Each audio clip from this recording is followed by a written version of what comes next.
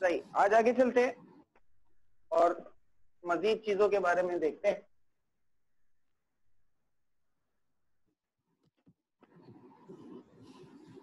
Molecule क्या होता है?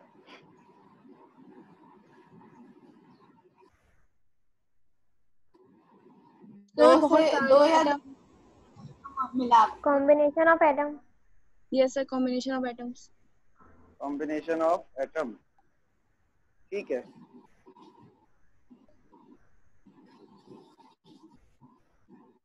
अच्छा जी, इसकी डेफिनेशन देखते हैं। The combination of to or more atoms which may exist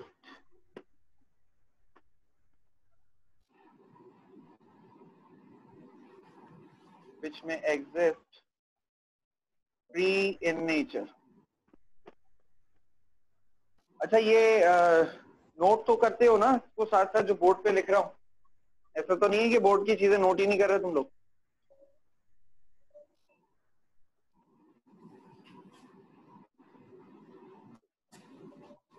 बताओ। सर स्क्रीनशॉट ले लेते हैं। हाँ सही है, स्क्रीनशॉट लेकर ना नोट कर लिया करो, क्योंकि Yes, sir, स्क्रीनशॉट इतने सारे हो जाएंगे तो फिर बेकार हो जाएगा ना। मतलब एक वो छप्पी थोड़ी लगानी है, जमा थोड़ी करने, सही? तो उसको नोट कर लेना। खैर, the combination of to or more atoms विच में एग्जिस्ट फ्री इन नेचर, यही बात तो सर हमने भी बताई थी, लेकिन आपने इसके अंदर एक चुटकुला ऐड कर दिया है, विच में एग्जिस्ट फ्री इन नेचर, है ना? तो वो जो चुटकुला है मैंने ऐड किया है, मैं ही उसका जवाब दे दी हूँ, क्योंकि सर ये बात हमने तो कही नहीं थी, तो हम इसके जिम्मेदार भी नहीं। आप जिम्मेदार हैं, आप बताएं। चलो भाई हम बताते हैं। एटम ना फ्रीली एग्जिस्ट नहीं करता दुनिया में। बहुत शाज़ो नादिर ऐसा होता है कि कोई एटम आपको फ्रीली मिलेगा, वरना एटम फ्री नहीं मिलता।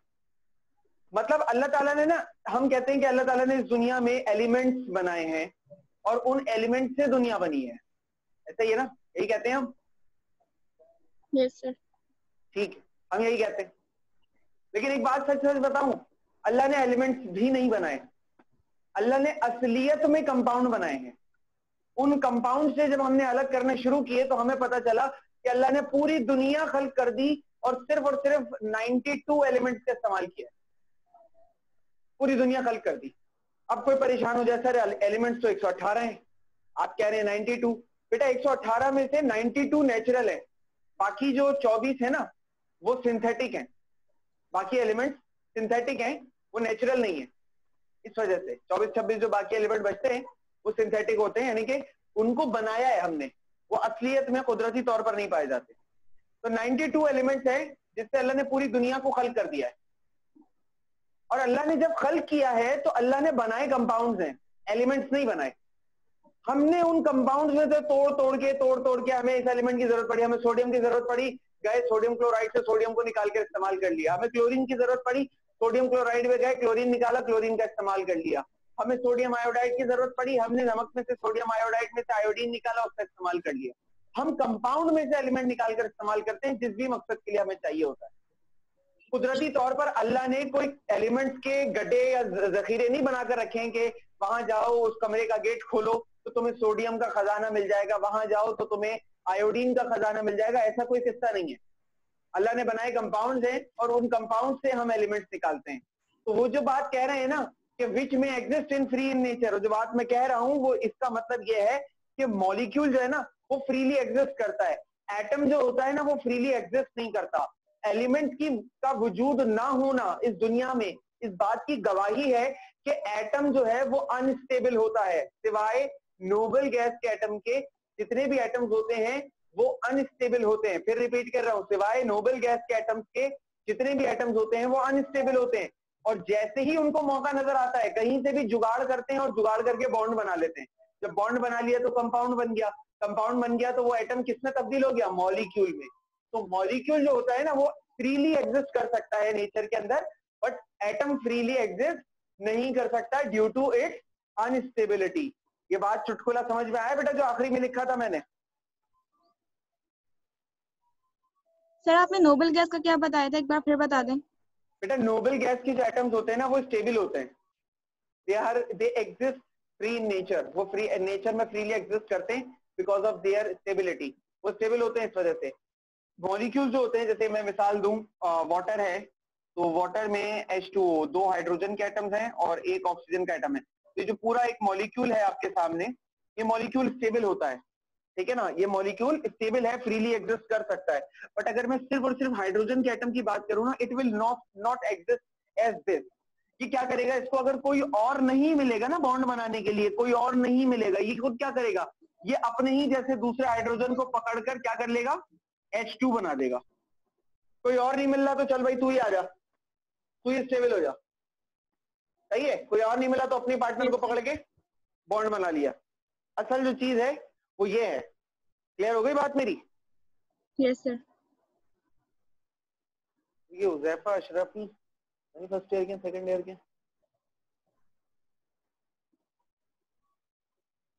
बेटा, ठीक है बेटा, तो शुरू करते हैं, आगे देखें। अच्छा भाई मॉलिक्यूल क्लियर हो गया? कोई सवाल, कोई कंफ्यूजन मॉलिक्यूल के हवाले से अगर किसी के जहन में बाकी हो तो वो पूछ सकता है।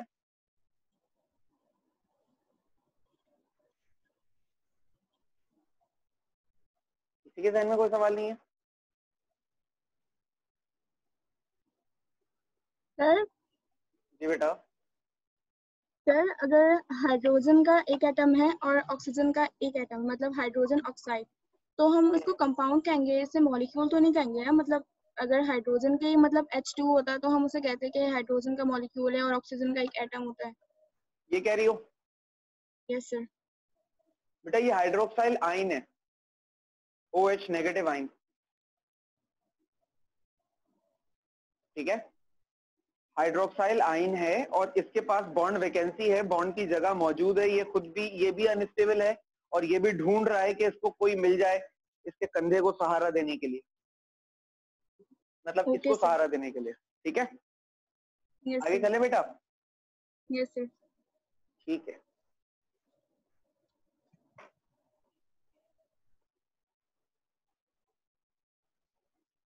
तो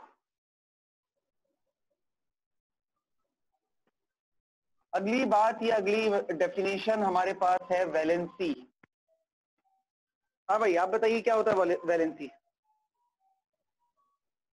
सर लास्ट ऑर्बिट में जितने इलेक्ट्रॉन होते हैं, इलेक्ट्रॉन की कमी, उसकी जगह, किसकी जगह बेटा? जितने इलेक्ट्रॉन कम होते हैं।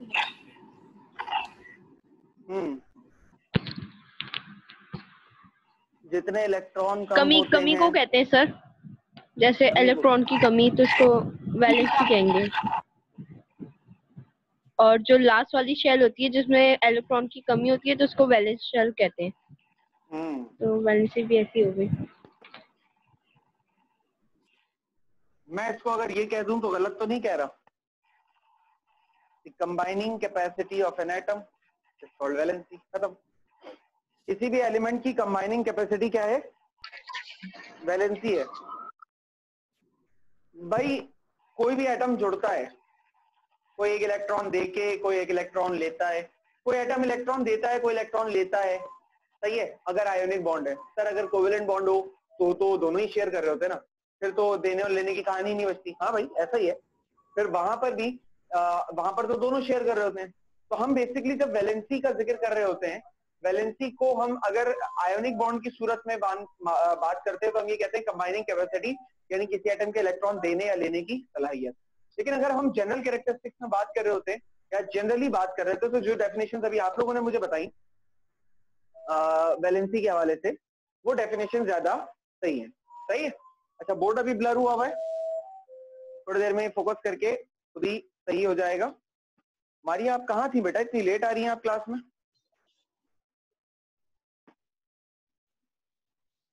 सर असल में लाइट अचानक चली जाती नहीं है लाइट बस। तो अच्छा। अभी भाई जनरेटर ऑन कर। चलो सही, कोई बात अच्छा भाई, तो आयंस जो है ना हमारे पास, ये वैलेंसी हमारे पास ये पॉजिटिव, दो तरह के होते हैं, पॉजिटिव और नेगेटिव। जैसे कि Na positive 1, Pa positive 2, Al positive 3। इसी तरीके से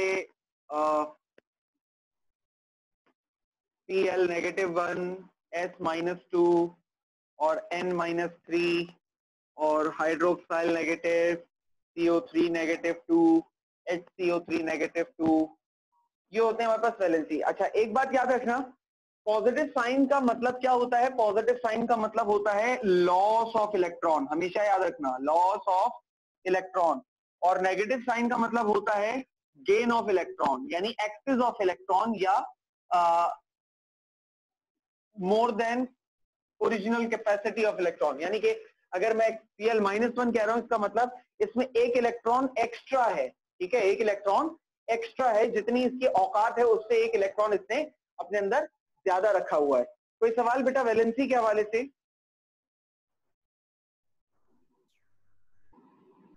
एक मतलब रिपीट कर दें। इस चीज को बेटा, वैलेंसी को या इस वाली बात को? वैलेंसी को। अच्छा, वैलेंसी देखो, मैं वैलेंसी ये कह रहा हूँ कि जो अभी आप लोगों ने बताया ना कि आखिरी शेल में इलेक्ट्रॉन्स की तादाद, बिल्कुल सही है, लास्ट शेल में जो इलेक्ट्रॉन्स की तादाद होती है उसे वैलेंसी कहते हैं। बट समटाइम हम वैलेंसी को, मतलब मोस्ट ऑफ द टाइम हम ये भी कह सकते हैं कि एलिमेंट की कंबाइनिंग कैपेसिटी, ये भी वैलेंसी है। मैं मिसाल देता हूँ, देखो, अगर जैसे कि हाँ, सोडियम की मिसाल लो, सोडियम के आखिरी शेल में एक इलेक्ट्रॉन होता है, तो अगर मैं पूछूंगा कि सोडियम की वैलेंसी क्या है, तो आप कहेंगे 1। वो ठीक है, वैलेंसी 1 है इसकी, आखिरी शेल में एक इलेक्ट्रॉन है। और इसको बॉन्ड बनाने के लिए कितने इलेक्ट्रॉन चाहिए? आप बोलोगे 7, लेकिन 7 इलेक्ट्रॉन सोडियम कभी एक्सेप्ट नहीं करता। NaCl वाली एग्जांपल दे रहा हूं। असल में क्या करता है, सोडियम अपने उस एक इलेक्ट्रॉन को बाहर निकाल देता है, क्योंकि 7 इलेक्ट्रॉन लेना मुश्किल है, एक इलेक्ट्रॉन देना आसान है, तो वो एक इलेक्ट्रॉन दे देता है। तो बेसिकली जब हम वैलेंसी को बता रहे होते हैं, तो वैलेंसी को हम असलियत में तो वही कहते हैं कि आखिरी शेल में इलेक्ट्रॉन्स की तादाद, लेकिन हम उसको ऐसे भी रेफर करते हैं कि कंबाइनिंग कैपेसिटी ऑफ एटम। अब जैसे मिसाल लेता हूं, यहाँ पर देखो, सल्फर के आखिरी शेल में, सल्फर के आखिरी शेल में 6 इलेक्ट्रॉन्स होते हैं। कितने होते हैं? 6 इलेक्ट्रॉन्स होते हैं। मैं पूछूं वैलेंसी क्या है सल्फर की, आप बोलोगे सर सल्फर की वैलेंसी है 6, बट इसके ऊपर चार्ज क्या नजर आ रहा है? -2। -2 नजर आ रहा है। तो आप इसकी वैलेंसी -2 बोलोगे या 6 बोलोगे? दोनों ही बातें बोली जाती, दोनों बातें बोली जाती है। डिपेंड करता है क्वेश्चन, हाँ मैं वही बता रहा हूँ, डिपेंड करता है आपसे क्वेश्चन किस सूरत में किया जा रहा है। अगर क्वेश्चन इन द फॉर्म, मतलब बॉन्डिंग की सूरत में किया जा रहा है कि बॉन्ड कैसे बनाएगा, यानी कि बॉन्डिंग की सूरत में सवाल हो रहा होगा, तो आपको प्लस माइनस की सूरत में वैलेंसी बतानी होगी। और जनरली मैं सवाल पूछ रहा हूँ कि भाई वो पीरियोडिक टेबल का ग्रुप 6 है, उसका एलिमेंट है सल्फर, जरा उसकी मुझे वैलेंसी बताओ, तो आप मुझे 6 बताओ। असल बात ये है, ठीक है ना? तो डिपेंड करता है कि किस मैनर में आपसे क्वेश्चन पूछा जा रहा है। लेकिन मेजॉरिटी जो हमारे पास सवाल होता है, या मेजॉरिटी जो बेसिस पे हम जब बात करते हैं, तो जब हम वैलेंसी का जिक्र कर रहे होते हैं, तो हम बेसिकली इस चार्ज की बात कर रहे होते हैं जो एटम्स पर आता है। और ये चार्ज ही बताता है कि किसी एटम ने 2 इलेक्ट्रॉन एक्सेप्ट किए, 1 इलेक्ट्रॉन एक्सेप्ट किया, 2 इलेक्ट्रॉन डोनेट किए, 1 इलेक्ट्रॉन डोनेट किया। अगर मैं इसकी वैलेंसी -2 भी कह रहा हूँ ना, तो -2 भी कहने का मतलब मेरा यही है कि इसने 2 इलेक्ट्रॉन एक्सेप्ट किए। यानी अगर इसने 2 इलेक्ट्रॉन एक्सेप्ट किए हैं, तो इसका मतलब इसके आखिरी शेल में 6 इलेक्ट्रॉन होंगे, 2 की कमी होगी, तभी इसने 2 एक्सेप्ट किए हैं। तो मैं -2 बोलूं तब भी मुझे पता है, अंडरस्टूड है कि 6 इसके पहले से मौजूद होंगे। अगर मैं 6 बोलूं तब भी मुझे पता है, अंडरस्टूड है कि ये 2 इलेक्ट्रॉन्स और एक्सेप्ट करके अपने 8 इलेक्ट्रॉन्स का कोटा पूरा कर लेगा। समझ में आई बेटा बात? Yes sir. बस ये चीज है वैलेंसी, सही है? अच्छा, वैलेंसी के बाद हम बात करते हैं केमिकल रिएक्शन की। क्या डेफिनेशन होगी आप लोगों के हिसाब से केमिकल रिएक्शन की? सर, जब रिएक्टेंट प्रोडक्ट में चेंज हो जाए। जब रिएक्टेंट प्रोडक्ट में चेंज हो जाए, हाँ सही है। कोई और?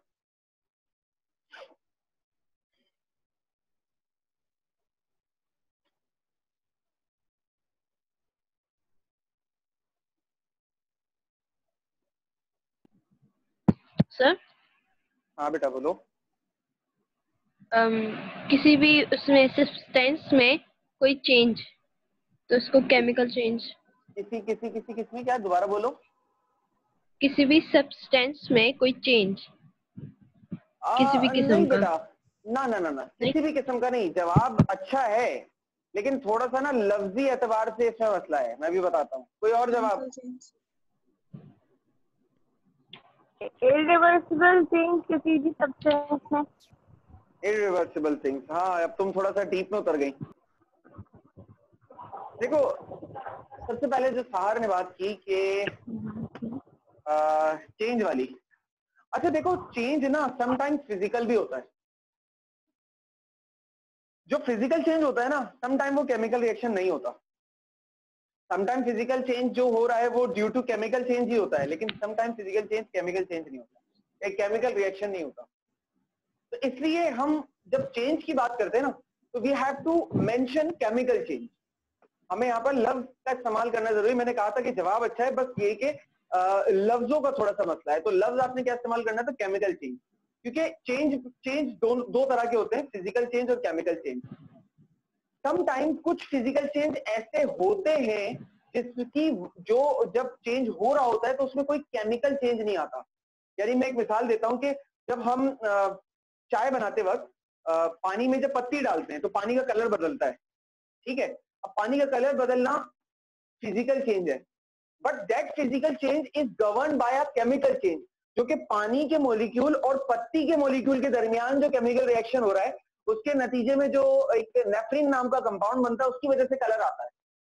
तो वो एक केमिकल चेंज के नतीजे में आपको एक फिजिकल चेंज नजर आ रहा है, सही है।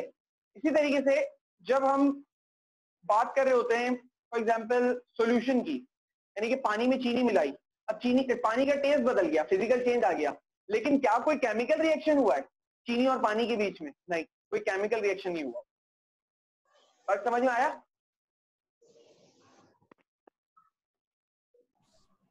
थोड़ा बहुत सर। कोई और एग्जांपल है? किस चीज की? Chemical reaction.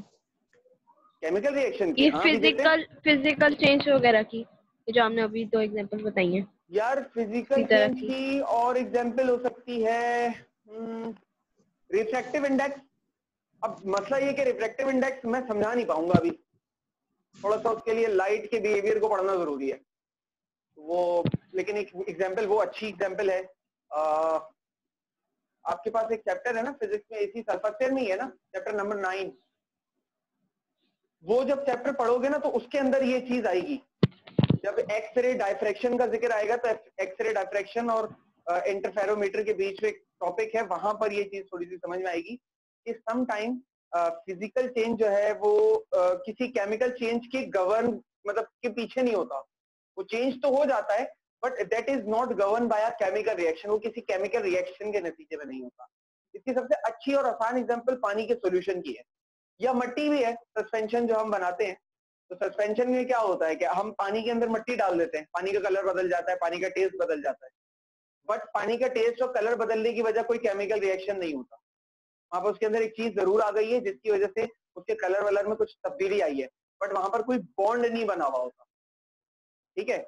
और एक और चीज भी पहचान होती है, वो ये कि जब कोई केमिकल चेंज हो रहा होता है ना, जब कोई केमिकल चेंज हो रहा होता है तो केमिकल चेंज के नतीजे में इंग्रेडिएंट्स को अलग करना बहुत मुश्किल होता है। और फिजिकल चेंज जो किसी केमिकल चेंज की वजह से ना हो, उसमें इंग्रेडिएंट्स को अलग करना बड़ा मुश्किल आसान होता है।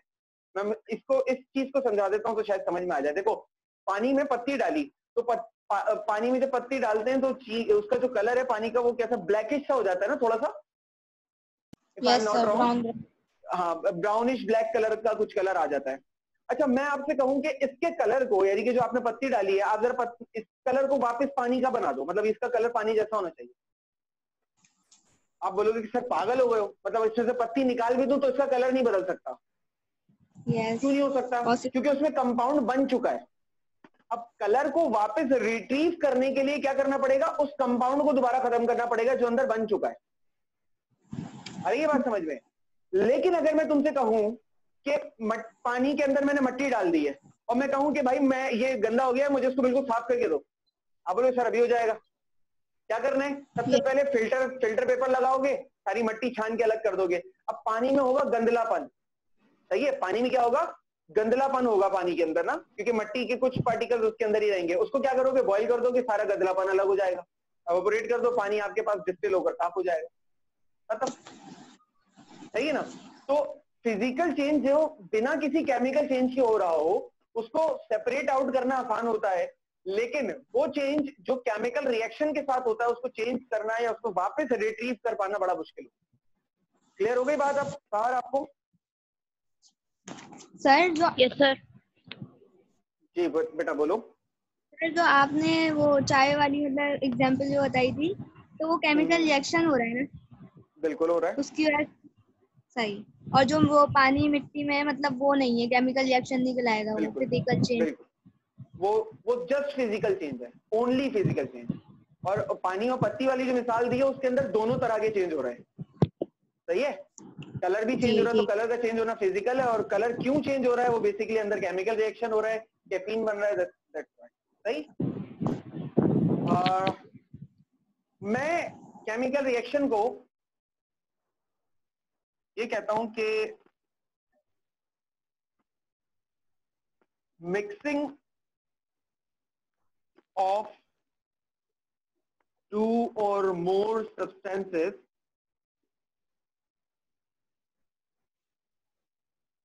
and formation of third new substance। दो या दो से ज्यादा चीजों का आपस में मिलना। जी बेटा बोलो। सर 2 और मोर होगा ना? 2 मिक्सिंग और, ऑफ हाँ बिल्कुल बिल्कुल 2 और मोर है, जज्बात में थोड़ा बह गया था। अब इसके लिए बहुत आसान सी एक मिसाल देता हूं। देखो डेफिनेशन में क्या कह रहा हूं, डेफिनेशन में मैं कह रहा हूं दो या दो से ज्यादा चीजों का आपस में मिलना, सही है। दो या दो से ज्यादा चीजों का आपस में मिलना। अच्छा कैसे मिलना दो या दो से ज्यादा चीजों का आपस में? ऐसे मिलना कि नतीजे में कोई तीसरी नई चीज बन जाए, कोई तीसरी नई चीज बन जाए। इस वक्त मेरे हाथ में कितने कलर के मार्कर हैं? 4, ठीक है। कोई बता सकता है इनमें से कौन से कलर का मार्कर कौन सा है?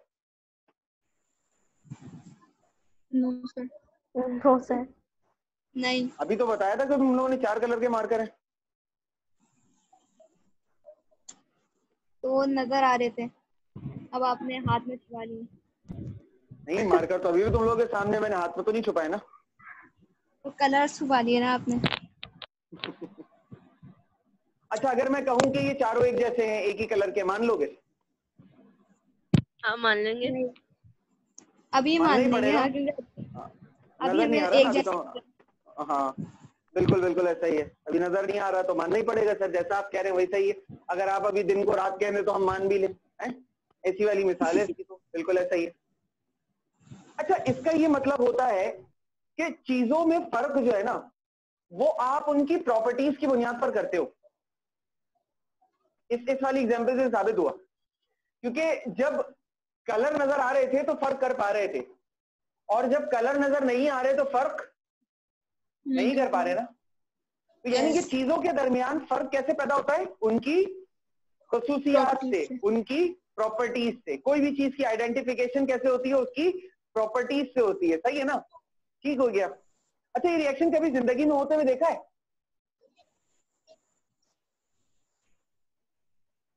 ये वाला हाँ देखे। कहाँ देखा है? बारबेक्यू के वक्त। हाँ सब खामोश थे यार, मतलब मुझे तो लगा कि सब ने एकदम से चीखते हुए सामने आना था कि सर ये तो हमने तब देखा है, लेकिन मुझे सिर्फ एक ही जवाब मिला।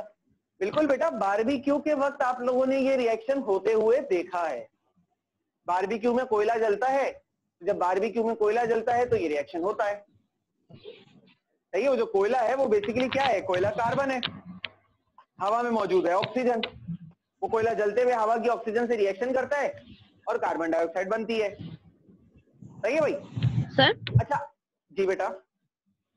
सर हवा में, एयर में सिर्फ ऑक्सीजन तो नहीं होती ना, बाकी गैसेस भी होती हैं। तो कार्बन के साथ रिएक्ट नहीं करता या करता है? बेटा बाकी गैसेस में जितनी भी गैसेस हैं, एक प्रॉब्लम ये आती है कि हवा में जो गैसेस है ना वो सारी एक लेवल पर नहीं है, सबका लेवल अलग है बिकॉज देयर डेंसिटीज। अब अगर मिसाल मैं इसको समझा देता हूँ, कुछ ऐसा है कि अगर ये पूरी हमारी हवा है, ठीक है, तो हवा में अगर इस हिस्से में इतने हिस्से में ऑक्सीजन है, हो सकता है इतने हिस्से में नाइट्रोजन हो, इतने हिस्से में हीलियम हो, इतने हिस्से में हाइड्रोजन हो, इस तरीके से होता है। हर गैस का अपना एक सर्टेन लेवल होता है, सही ना? पहली चीज तो ये। Okay sir. पहली चीज तो ये समझ में आ गई। अच्छा, दूसरी बात क्या होती है, अच्छा अगर थोड़ी देर के लिए मान लेंगे सर ये सारी मिक्स होती हैं आपस में, तो उस सूरत में भी सिर्फ कार्बन ऑक्सीजन से ही क्यों रिएक्ट करता है, बाकी किसी से क्यों नहीं करता? रिएक्टिविटी। सही भाई अगर मिसाल के तौर पर मैं तुम्हारे सामने 3 बोरियां रखूं और एक बोरी में मैं सोने के सिक्के रखूं, एक बोरी में मैं चांदी के सिक्के रखूं और एक बोरी में मैं लोहे के सिक्के रखूं, आप कौन से बोरी को चूज करोगे? सोने के। ऑब्वियसली जो सोने के सिक्कों की बोरी होगी उसे चूज करोगे। जो आपके लिए बेस्ट है आप वो चूज कर रहे हो, तो जो कार्बन के लिए बेस्ट है वो उसे चूज करेगा, सही है? Yes yes. अच्छा भाई, अब ये 2 चीजें हैं जो आपस में मिलकर क्या बना रही है? Carbon dioxide. और तीसरा हमारे पास सब्सटेंस बन रहा है, सही है ना? अच्छा, कार्बन की कुछ प्रॉपर्टीज बताता हूं। कार्बन की प्रॉपर्टी, भाई कार्बन सॉलिड होता है सर, और कार्बन ब्लैक कलर का होता है सर, कार्बन सॉलिड होता है, ठीक है, 2 प्रॉपर्टीज हो गई। ऑक्सीजन की कुछ प्रॉपर्टीज बताता हूं सर। ऑक्सीजन एक कलरलेस गैस है और सर बर्निंग को सपोर्ट करती है, और सर हम सांस लेते हैं ऑक्सीजन की वजह से। 3 प्रॉपर्टीज ऑक्सीजन की बता दी। अब कार्बन डाइऑक्साइड की प्रॉपर्टीज सुनो सर। कार्बन डाइऑक्साइड एक कलरलेस गैस है और ये बर्निंग को बिल्कुल भी सपोर्ट नहीं करती, बल्कि लगी हुई आग को बुझा देती है। और सर सांस तो इसमें ले ही नहीं सकते, दम घुट जाएगा, ऐसा ही है? यस सर बिल्कुल। अब मुझे बताओ क्या कार्बन डाइऑक्साइड, जी बेटा नहीं आप कंटिन्यू करें, मैं आखिर में करती हूँ क्वेश्चन, भूल मत जाना। खैर मैं ये कह रहा था कि कार्बन डाइऑक्साइड जो है, अब देखो मैंने तीनों की प्रॉपर्टीज बता दी। अब इन प्रॉपर्टीज के बुनियाद पर, इन प्रॉपर्टीज को मद्देनजर रखते हुए मुझे एक बात बताओ कि क्या आप ये कह सकते हो कि कार्बन डाइऑक्साइड ऑक्सीजन जैसी है, ऑक्सीजन से मिलती जुलती है? नहीं सर, अलग है। अलग है ना? किस तरह डिसाइड किया, किस तरह डिसाइड किया? बिल्कुल प्रॉपर्टीज से करा है, बिल्कुल अलग है। प्रॉपर्टीज से करा, बस यही चीज केमिकल रिएक्शन है। इसे कहते हैं बेटा केमिकल रिएक्शन। जब 2 या 2 से ज्यादा अलग अलग तरह की चीजें मिले और नतीजे में कोई तीसरी नई चीज बन जाए, सिंपल। ओके ठीक है। सहर आप बेटा कोई क्वेश्चन पूछ रही थी? सर मेरा क्वेश्चन ये था, आपने कहा था कार्बन जो होता है ब्लैक होता है। बिल्कुल। तो वो तो अब जैसे डायमंड जो है वो भी तो कार्बन आई मीन उसी की एक फॉर्म है। बिल्कुल। तो फिर तो सर वो जो है मतलब डायमंड की कुछ प्रॉपर्टीज सिमिलर होती है बाकी कार्बन से, आई मीन मैं पूछना जा रही हूँ बाकी उससे जैसे कोल से कोई मिलती हो, कोयले से उसकी प्रॉपर्टीज डायमंड की। ओके ओके ओके, मैं इस चीज को बता देता हूँ। देखो बेटा अभी हम इंशाल्लाह मुझे उम्मीद है नेक्स्ट वीक में हम चैप्टर 2 स्टार्ट करेंगे और सॉलिड स्टेट में सबसे पहले पढ़ाऊंगा। तो सॉलिड स्टेट में ना मैं एलोट्रोपी, ये जो आप मुझसे सवाल पूछ रही है ना, ये टोटली एलोट्रोपी से रिलेट करते हुए, तो ये आएगा चैप्टर 2 के अंदर। तो अपने इस क्वेश्चन को रखो अपने पास अभी, और ये जब मैं चैप्टर 2 के सॉलिड का टॉपिक पढ़ा रहा हूँ ना, सॉलिड के कॉन्सेप्ट आपको पढ़ा रहा हूँ, क्रिस्टल स्ट्रक्चर वगैरह वगैरह, तो मुझसे इस सवाल दोबारा करना याद, मैं उस वक्त इसका जवाब दूंगा। तब तक तुम थोड़ा बहुत सॉलिड के बारे में पढ़ चुकी होगी, इसलिए आसानी होगी मुझे समझाने। ओके सही है, ठीक है। अच्छा उसिला बेटा आप कह रही हैं कि आपकी मेरी स्क्रीन नहीं आ रही, बट मेरी वीडियो तो सही आ रही है, स्क्रीन रिकॉर्डिंग भी हो रही है, मेरा हाथ भी नजर आ रहा होगा। सर जी बेटा। जी बेटा। सर आपने कहा था कि वैलेंसी वो होती है जो लास्ट शेल में जितने इलेक्ट्रॉन होते हैं, तो आपने क्लोरीन पे -1 क्यों लिखा है? अच्छा बेटा बताता हूँ, देखो मैंने कहा वैलेंसी की जनरल डेफिनेशन यही है कि आखिरी शेल में इलेक्ट्रॉन्स की तादाद वैलेंसी कहलाती है, सही है जी सर। लेकिन वैलेंसी को हम सम टाइम जो किसी एटम के ऊपर चार्ज मौजूद होता है ना उससे भी रेफर करते हैं, ठीक है, जो चार्ज होता है ना एटम तो को सर हम उसके दोनों ऊपर भी लिख रेफर सकते करते हैं। हैं, लिख सकते हैं। अब मैं बताता हूँ, क्लोरीन देखो पे क्लोरीन पे -1 का मतलब पता है क्या है, ये मुझे पता है कि अगर मुझे जी। क्लोरीन पे -1 लिखा हुआ नजर आ रहा है ना, इसका मतलब ये है कि इसके आखिरी शेल में 7 इलेक्ट्रॉन है, एक इलेक्ट्रॉन की कमी थी इसलिए इसने वो इलेक्ट्रॉन लिया है और इसके 8 इलेक्ट्रॉन हो गए, जी सही है। तो ये मुझे पता है, ये -1 देखकर मुझे अंदाजा हो गया। अच्छा अब मैं -1 लिखूं, मैं अगर आपसे कहूं कि यार क्लोरीन की वैलेंसी -1 है, तब आपको दो नॉलेज मिल रही है, कौन कौन सी, इसके आखिरी शेल में 7 इलेक्ट्रॉन है और इसने वो कमी पूरी करने के लिए एक इलेक्ट्रॉन एक्सेप्ट किया, सही है। अगर मैं आपसे कहूं यार क्लोरीन की वैलेंसी 7 है, सही है, क्लोरीन की वैलेंसी मैं बता रहा हूँ इसकी, आप अगर बात करने के लिए आपने कहा कि सर क्लोरीन की वैलेंसी 7 है, तो 7 का मतलब ये है कि आखिरी शेल में 7 इलेक्ट्रॉन होंगे, कमी एक की होगी, जहां इसको वो एक इलेक्ट्रॉन मिलेगा ये एक्सेप्ट करके उसे पूरा कर लेगा। तो दोनों बातों से हमें दोनों नॉलेज मिलती है। हाँ बोलो, अब क्या कह रही थी। तब पॉजिटिव नेगेटिव नहीं आएगा जब 7 लिखेंगे तो। मतलब तुम ये कह रही हो कि मैं Cl के ऊपर ऐसे 7 लिखूं? तो ऐसे लिखेंगे तो पॉजिटिव और नेगेटिव तो नहीं आएगा ना। नहीं नहीं नहीं, एक बात सुन लो, एक बात सुन लो, देखो वैलेंसी को ना एटम के ऊपर कभी भी लिखा नहीं जाता, वैलेंसी यानी कि जैसे ये 7 इलेक्ट्रॉन है ना आखिरी शेल में, तो कभी भी आप Cl ऐसे करके 7 नहीं लिखोगे, ये नहीं लिख सकते। लिखना है तो Cl -1 लिख सकते हैं, ये लिख सकते हैं, ये नहीं लिख सकते, ओके ठीक है। लिखा हमेशा चार्ज, लिखी हमेशा चार्ज वाली वैल्यू जाती है, कभी भी न्यूट्रल वैल्यू नहीं लिखी जाती, ठीक है। ओके। और कोई सवाल बेटा किसी का?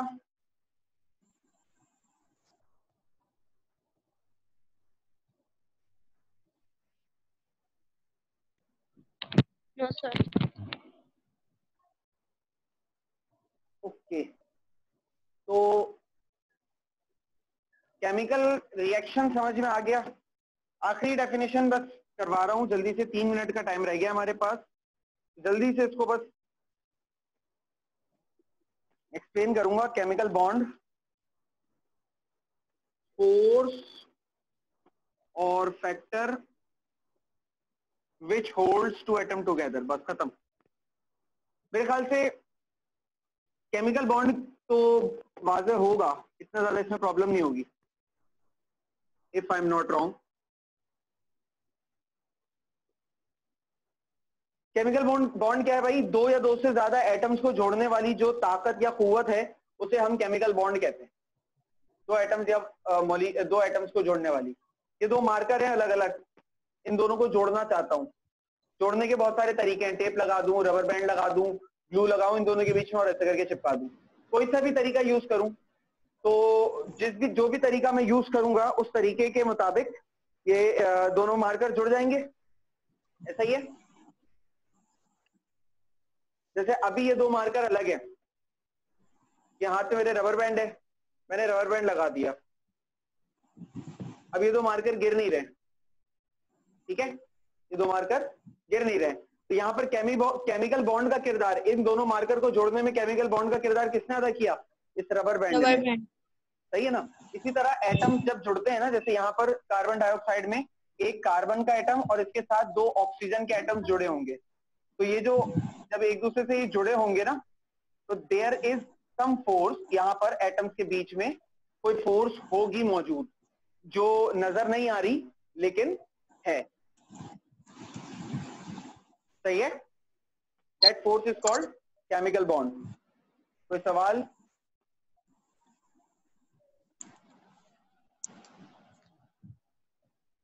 कोई सवाल बेटा?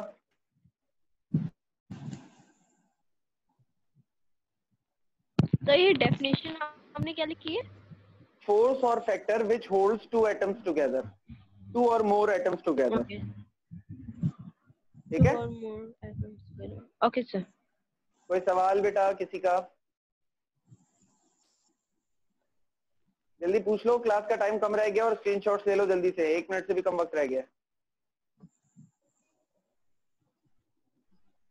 मीटिंग एंड करूं?